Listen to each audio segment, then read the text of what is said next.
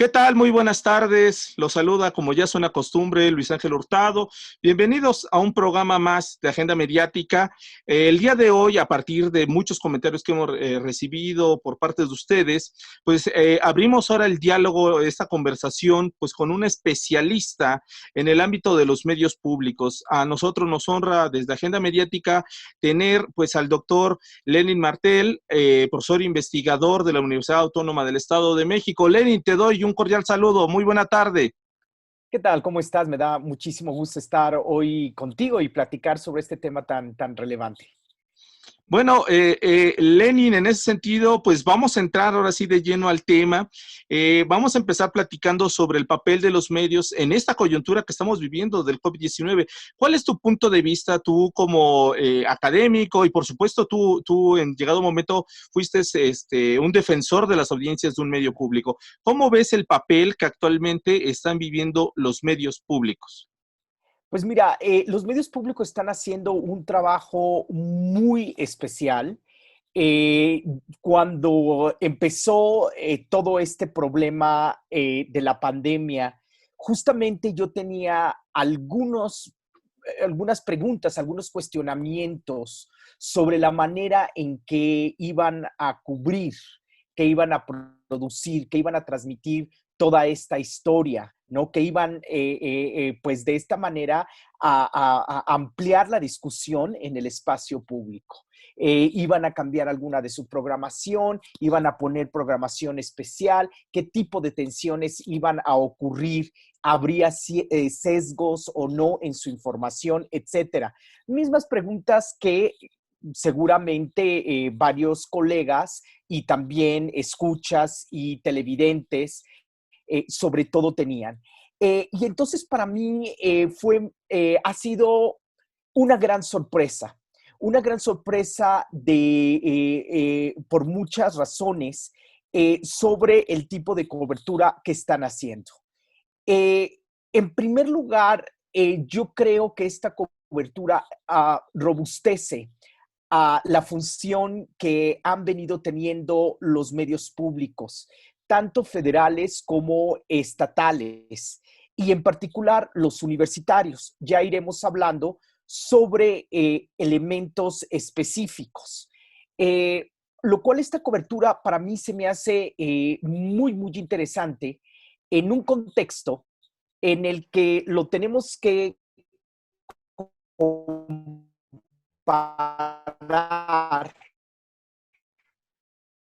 con hacer una relación o ver medios comerciales. Un poco desde antes y un tanto en el contexto de la 4T.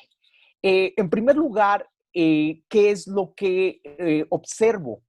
Observo, por ejemplo, como tú lo has reportado, que pues somos el segundo país que produce fake news. Y ante esto, vi algunas estadísticas al principio, ya por marzo, y vi que me sorprendió que muchos, sobre todo televidentes, regresaron a los medios de comunicación privados, a la TV abierta, lo cual era un primer cuestionamiento. ¿Por qué? Lo más sensato fue pensar que cuando hay un momento de crisis, la gente regresa a lo que tiene más ahí a su disposición, a lo que más conoce. Entonces, el problema no es que regresen a un medio de televisión abierta, sino el problema es que justamente estos medios han ido produciendo fake news. Y después también vimos, sobre todo con el papel que ha jugado Televisión Azteca, por ejemplo, que si bien ya lo hablaste en ella en otro de tus programas, también lo podríamos retomar para hacer contraste con los medios públicos, o decir, ¿por qué necesitamos medios públicos o cuál sería aquí su función? Entonces, aquí ya vemos dos papeles importantes que están haciendo los medios públicos en contraste con los medios comerciales. Uno es justamente evitar o ser un contrapeso de esas fake news, lo cual es muy importante. Segundo, ampliar esta discusión en el espacio público. Y tercero, pues están haciendo una gran labor en informar y educar.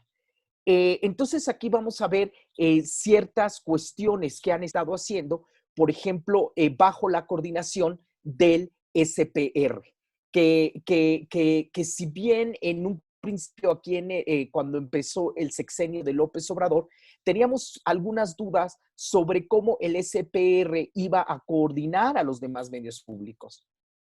Teníamos muchas dudas porque decíamos, pues le está quitando de alguna manera la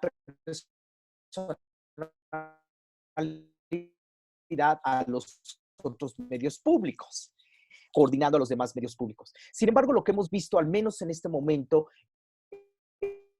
es una gran colaboración, me parece muy importante sobre el papel que han estado haciendo y los resultados que han tenido. Muy bien. En ese sentido, doctor, usted apuntala tres grandes funciones que están realizando actualmente los medios públicos. Por una parte, están siendo contrapeso a toda esta desinformación que está ocurriendo y que pues hoy en día no es única de México. En el mundo entero estamos frente a un fenómeno de desinformación que viene acompañado, digamos, de esta coyuntura del COVID-19. Pero también vemos que estos medios actualmente también están cumpliendo un papel educativo, porque también muchos de ellos cumplen ese papel y eso es poco, digamos, comentado en diferentes espacios. Y por otra parte también vemos ese papel que juegan para informar y para contrarrestar, digamos, opiniones que se construyen en el ambiente, digamos, de los medios privados o de los medios de particulares. Ahora, mi pregunta es esta, doctor, y en ese sentido, a partir de estos elementos que usted trae a colación, entonces, estamos viendo que los medios públicos están cumpliendo una función social, sí están cumpliendo esa función social, porque hoy en día, en el calor, digamos, de las pláticas que se dan en diferentes espacios públicos digitales, principalmente la arena de Twitter, que es muy, muy socorrida y muy citada por muchos, se cuestiona precisamente ese papel de los medios de comunicación públicos, que básicamente los medios públicos están replicando, digamos, o estableciendo un orden de propaganda del gobierno federal. Me gustaría entonces ahora preguntarle ese sentido. ¿Qué papel están jugando en esta coyuntura esos medios que usted acaba de citar? Claro. Mira, es muy bueno tu planteamiento porque es cierto que ha venido una discusión, pero también es cierto que hemos visto una discusión un poco tramposa que viene de ciertos actores que están ligados justamente a estos medios comerciales y a sectores más conservadores de la población. Eso también hay que decirlo. Realmente muchos de estos cuestionamientos han sido muy poco serios, también hay que decirlos. O sea, realmente cuando yo los veo en Twitter, yo digo, es que yo no sé si engancharme en una conversación o en una discusión de tal magnitud, porque realmente ni los planteamientos están bien hechos. Y se ve que aquí hay también una contrapropaganda, si así le podemos decir, ¿no? Entonces, y que va dirigido muy bien a la 4T y a otros actores además. Bueno, entonces vamos a ver en primer lugar, efectivamente están haciendo una función social de informar, qué es lo que ellos tienen que hacer.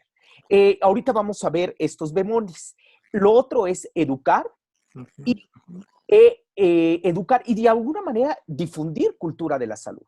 De alguna manera estamos conociendo información que es de la cultura de la salud. Lavarse las manos con agua y jabón, los niños están aprendiendo cosas y otro, incluso hasta la función educativa que tú estabas hablando con este programa que está el de Aprende en Casa.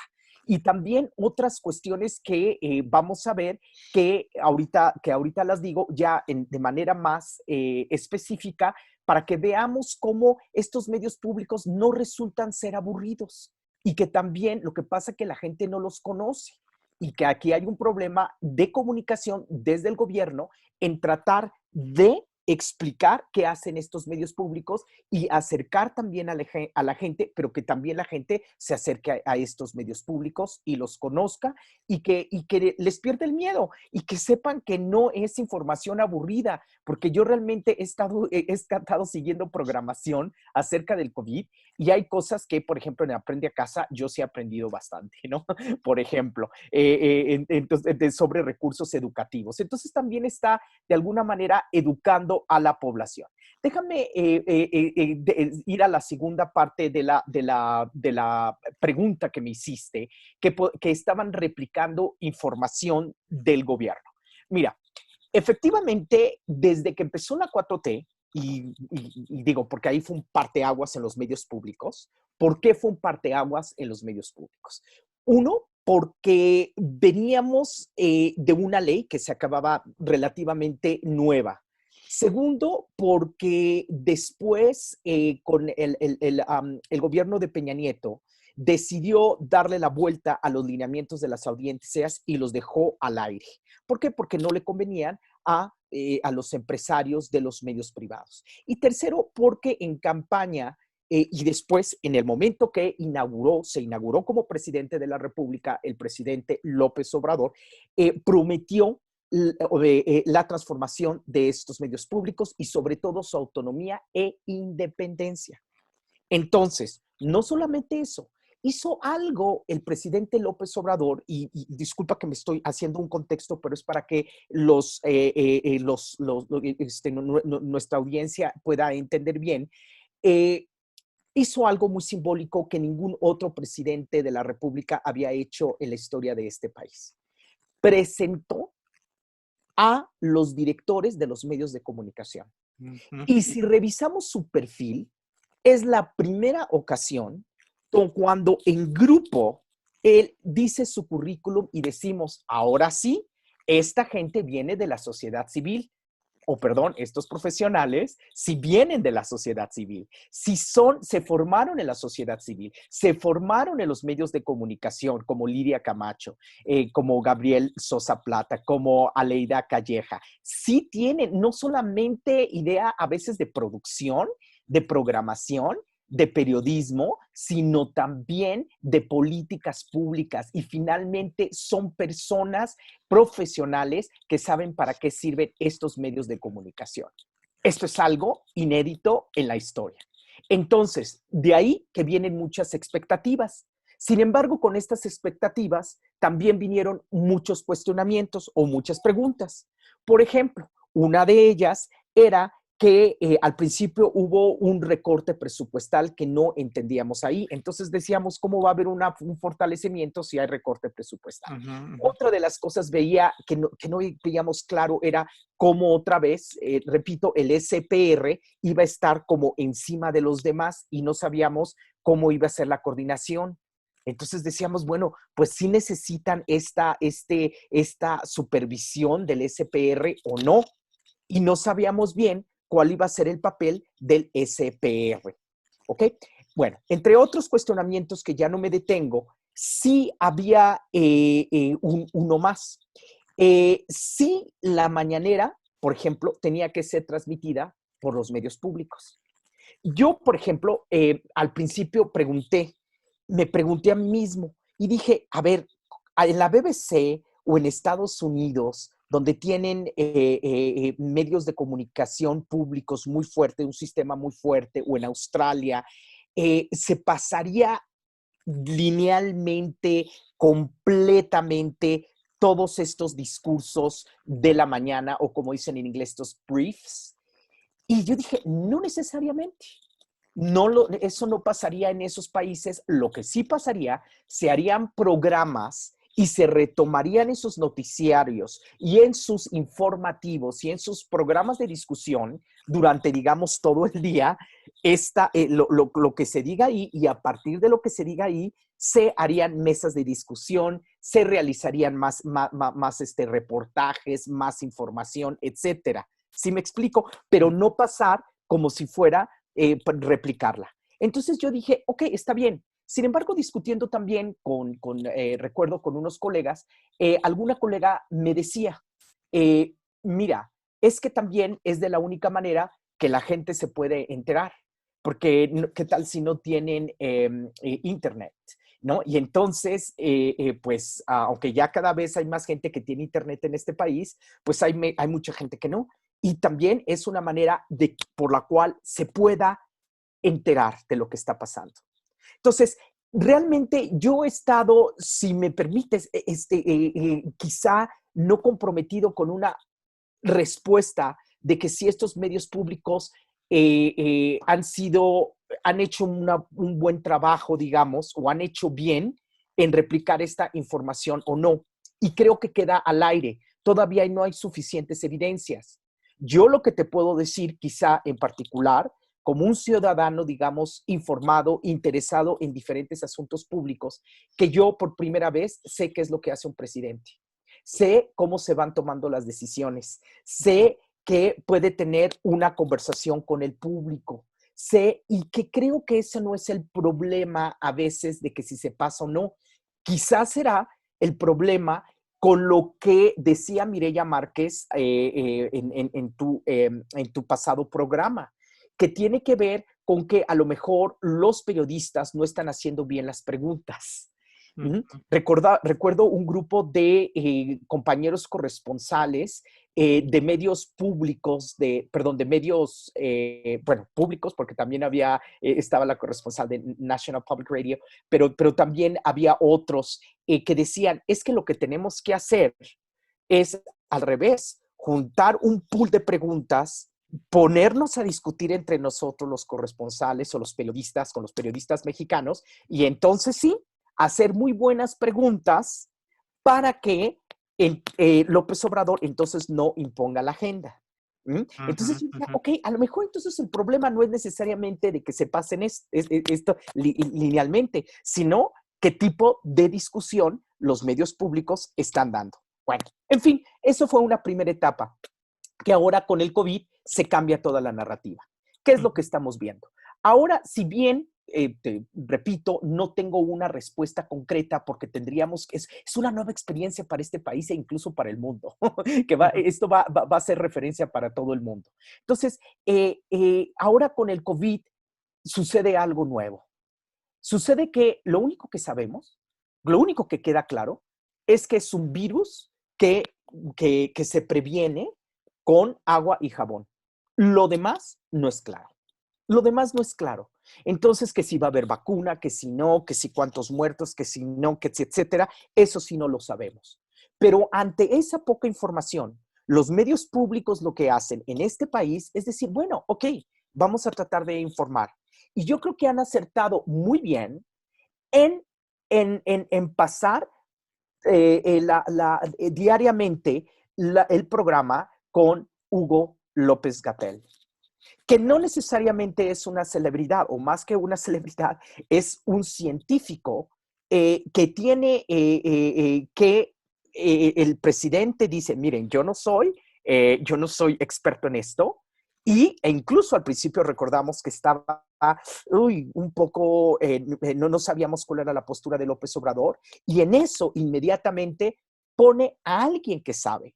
Esto también se va a un segundo plano.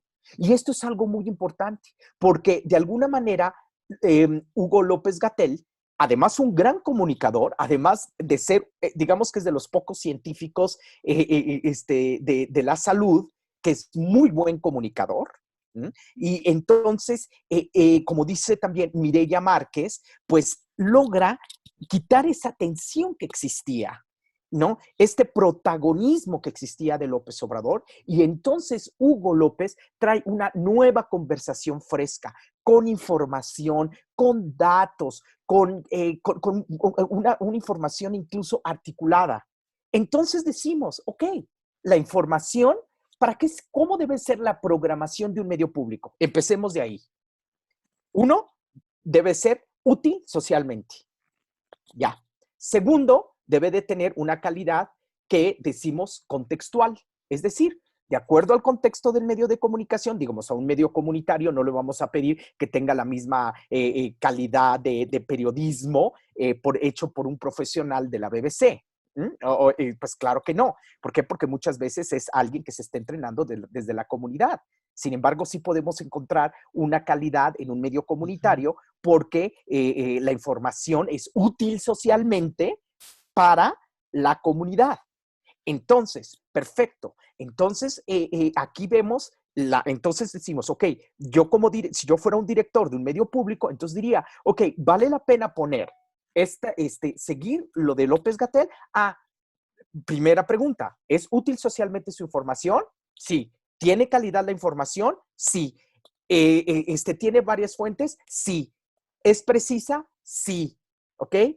Y después ya vemos además que este programa se empieza a diversificar, que entonces también a traer otro tipo de voces, otro tipo de temas que incluso van alrededor del mismo problema, que no es solamente biológico, es una pandemia que es social, económica, política, cultural. O sea, lo biológico es un porcentaje.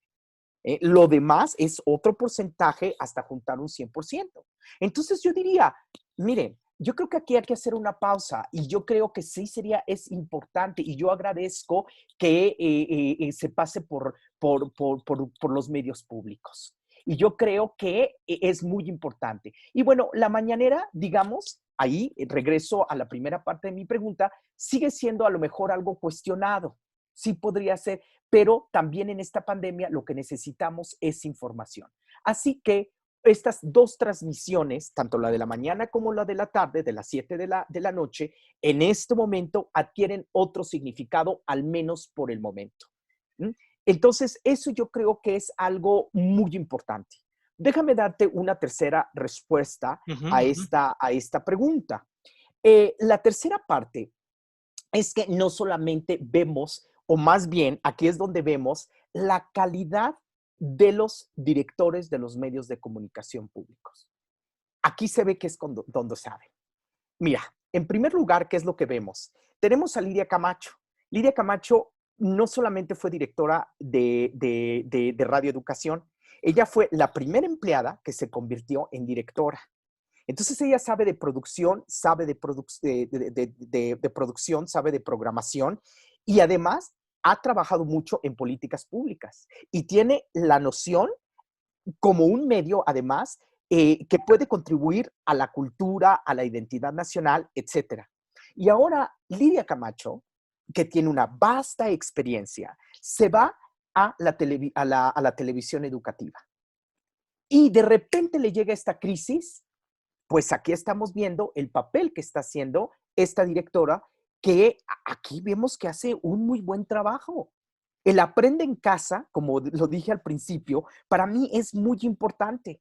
Es un programa educativo y yo dije, wow, ¿cómo pueden producir de repente todo esto? O a lo mejor ya tenían estas producciones, pero no las conocíamos. Entonces de repente se empieza a difundir que a lo mejor algunas personas no les guste, que no es lo exacto. Bueno, estamos aprendiendo una nueva forma de aprender. ¿Mm? Fíjense, estamos aprendiendo una nueva forma de aprender. Esto es nuevo para todos. Pero de entre todo eso, yo me estaba preguntando hace unos días, ¿qué hubiera pasado si una persona que no tiene la experiencia como Lidia Camacho estaría al frente de una televisión educativa? Yo creo que no hubieran logrado lo que están logrando ahorita. Sí, ¿qué hubiera pasado si estas personas, estos directores, no solamente de medios federales, sino también estatales, se conocieran y estuvieran trabajando, además, junto con la red de radiodifusoras y televisoras educativas y culturales que también ahí están haciendo un gran trabajo de coordinación? Entonces, aquí estamos viendo una experiencia que nos lleva a una cooperación y que nos lleva a una coordinación. Perdón, pero esto nunca antes se había visto en los medios públicos.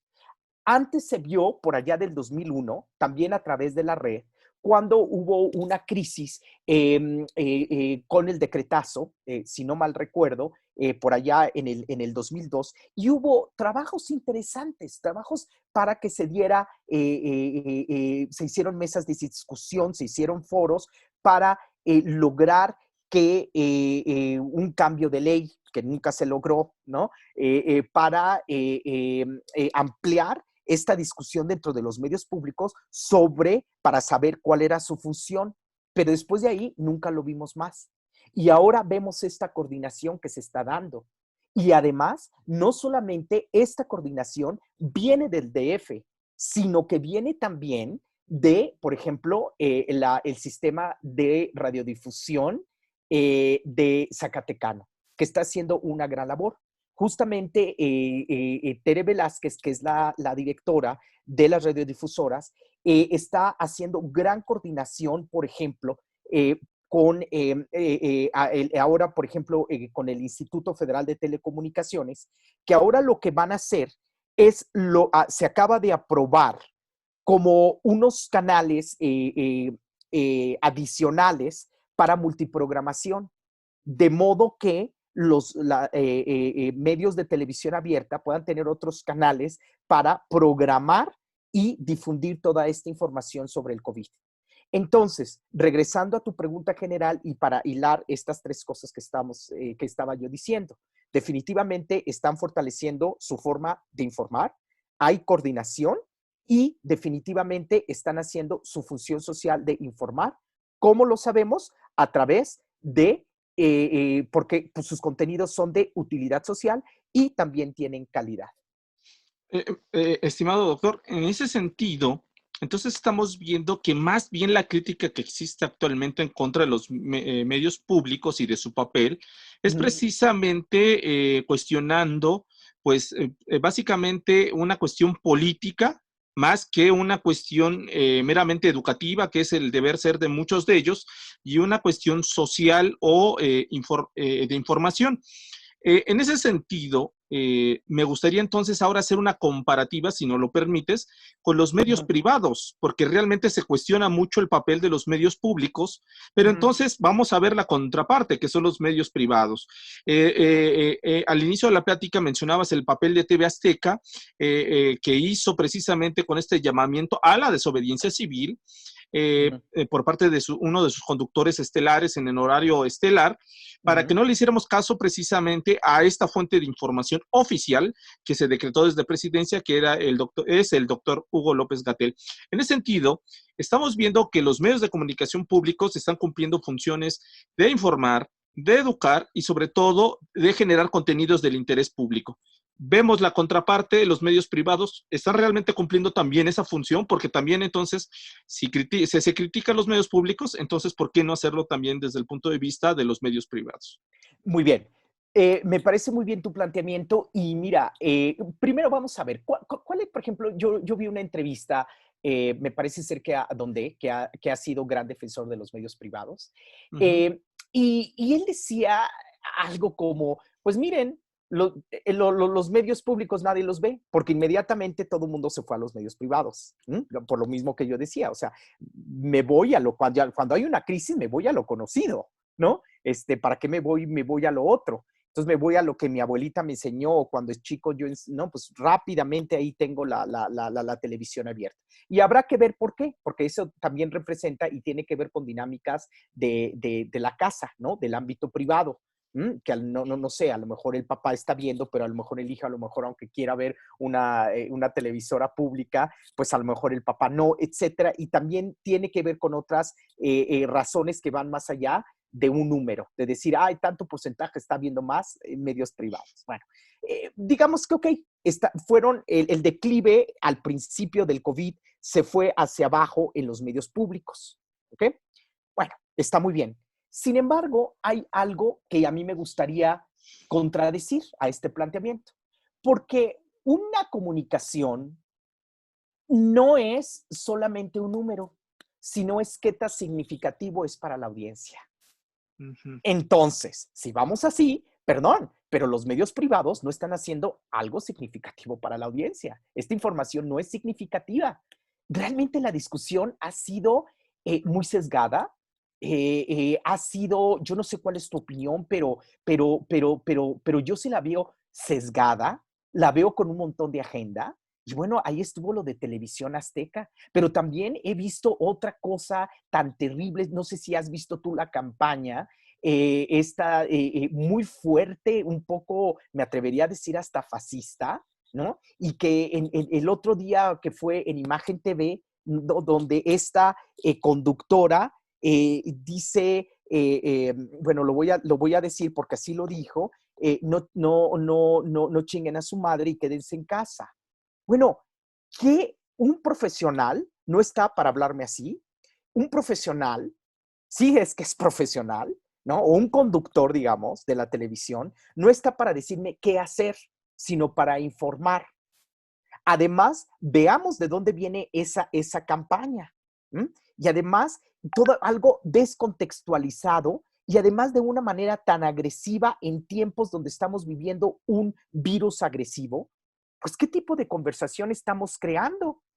Es para que realmente otra vez se hubiera cuestionado de que si se le tenía que quitar una concesión. Entonces, ¿por qué? Por la manera en este tipo de mensaje tan, repito, con tintes que yo diría fascistas. Entonces, ante eso, pues, ¿qué papel están haciendo los medios privados? Y regresamos al caso de Televisión Azteca, un caso en el que fue lamentable. Pues sí, ahí sí, hacemos una crítica al gobierno porque creo que el gobierno no trabajó de la manera correcta en cómo, de acuerdo a la ley, de acuerdo con la ley y de acuerdo con lo que la ciudadanía estaba expresando en redes sociales. Porque primero, mira, dijeron, a ver, ¿cómo alguien puede ir en contra de lo que está diciendo el gobierno? ¿Cómo alguien está diciendo cosas totalmente desarticuladas? Porque ahora los ciudadanos, lo que nos dio coraje es que ahora sí ya estábamos informados. Porque ahora sí, y más que a lo mejor tú eras muy pequeño cuando fue lo del H1N1, pero yo no recuerdo que teníamos tanta información. Para entonces, bueno, los medios públicos con Calderón realmente fueron como algo así como un animal que le hacía así como un hipopótamo, volteaba al lado y se agachaba. No pasó nada en ese sexenio en materia de medios públicos, nada interesante. Entonces, realmente algo significativo. Entonces, ahora que tenemos esto, ¿verdad? Por ejemplo, con los medios públicos, tenemos estos medios privados y que en realidad lo que hace Javier Alatorre, bueno, es traer todo un discurso propagandístico, ¿m? Propagandístico de las élites políticas y económicas conservadoras de este país, que no le estaban beneficiando, y hacen tratan de hacer toda una campaña de propaganda, que se las paramos los ciudadanos y la sociedad civil. Fue una lástima que por una parte la secretaria de Gobernación, ¿no? Contestara una cosa, y luego el presidente fue muy dócil. ¿M? Sus argumentos tendrá, pero para mí los argumentos de nuestro presidente no fueron convincentes, al menos para mí. Entonces, ante este tipo de comportamiento y tanto poder que están teniendo con esto los medios privados y que tienen toda una élite política y económica, una estructura ideológica, pero también económica, que los está sosteniendo, entonces tenemos que hacer el balance con los medios públicos. Y entonces aquí estamos viendo, regresemos a la pregunta básica, y nuestra audiencia siempre le invito a que a que se haga esa pregunta. ¿Sus contenidos están siendo, son de utilidad social? ¿Tiene calidad lo que esta conductora está diciendo? ¿La manera en que están informando? ¿Quiénes son sus fuentes? ¿Realmente están apelando a la diversidad? ¿Realmente están apelando a la pluralidad? Entonces, ¿cómo es la calidad de sus cuestionamientos? ¿Cómo es la calidad de su trabajo periodístico? Si lo contratamos otra vez a los medios privados con los medios públicos, bueno, yo me pregunto, ¿están teniendo cápsulas tan interesantes como estas o programación como Aprende en Casa?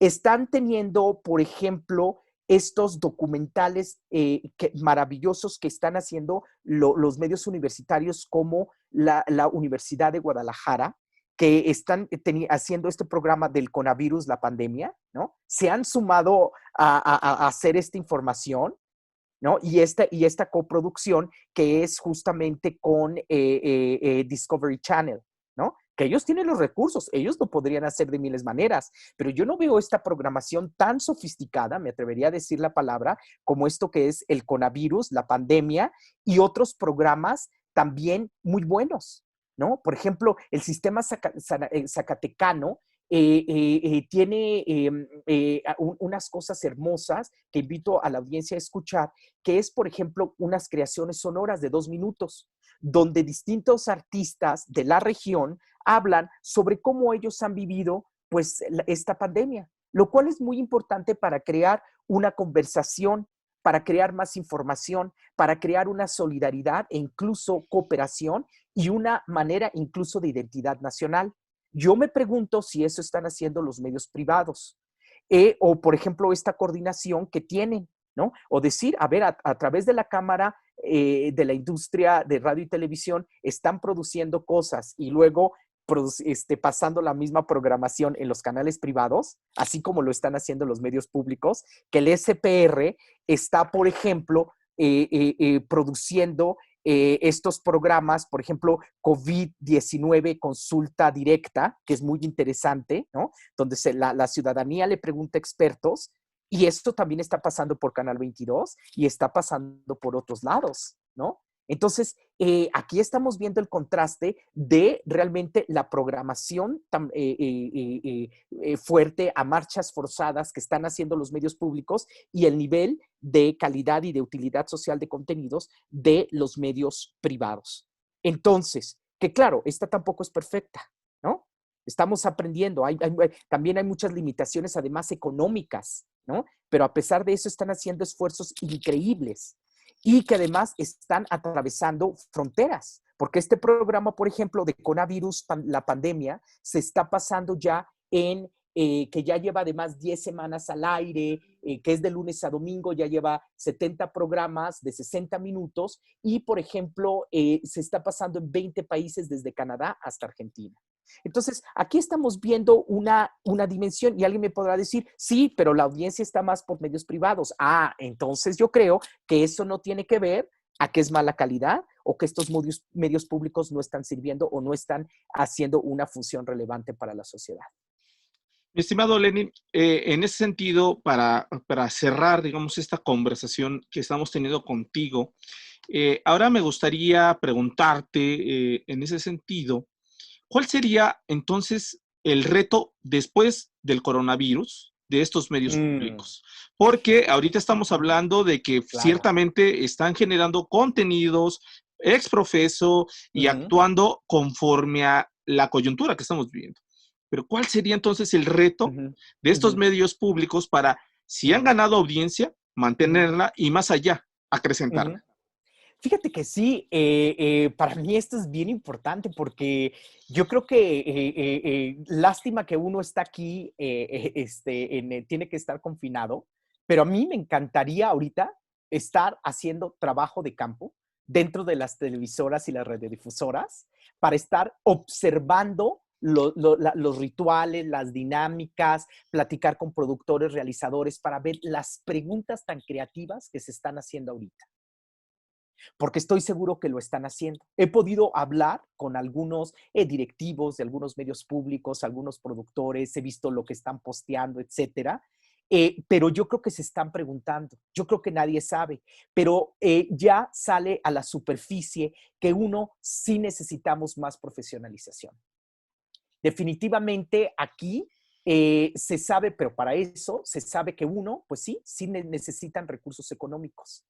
Y yo creo que, digo, si bien vienen unos recortes presupuestales muy fuertes, tanto en los sistemas universitarios como en los sistemas estatales, yo creo que han sabido decir ellos mismos, comunicarle a la sociedad que sí sirven y que sí los necesitamos.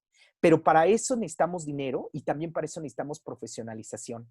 Necesitamos, por ejemplo, productores, periodistas que estén más entrenados en el campo de la ciencia. Para que entonces sí vayan y hagan preguntas a la mañanera, ¿no? Con y con planteamientos articulados y coherentes. No digo que los colegas de los medios públicos no lo han estado haciendo, pero sí en general con periodistas. Sabemos que desde las universidades también tenemos que trabajar y que ellos también tienen que trabajar mucho con nosotros, ¿no? Por ejemplo, se decía, te pongo un ejemplo, se decía de esta periodista del Sol de México, que bueno, es que no sabía ni hacer ni preguntas, se criticó mucho. Y yo dije, híjole, pues es que en las universidades no estamos enseñando, o en las preparatorias y desde la primaria, a hacer preguntas analíticas. Ujú. Y tú lo has visto, hemos trabajado juntos, Luis Ángel, a nivel maestría, y también vemos cómo hay problemas incluso en plantear preguntas analíticas.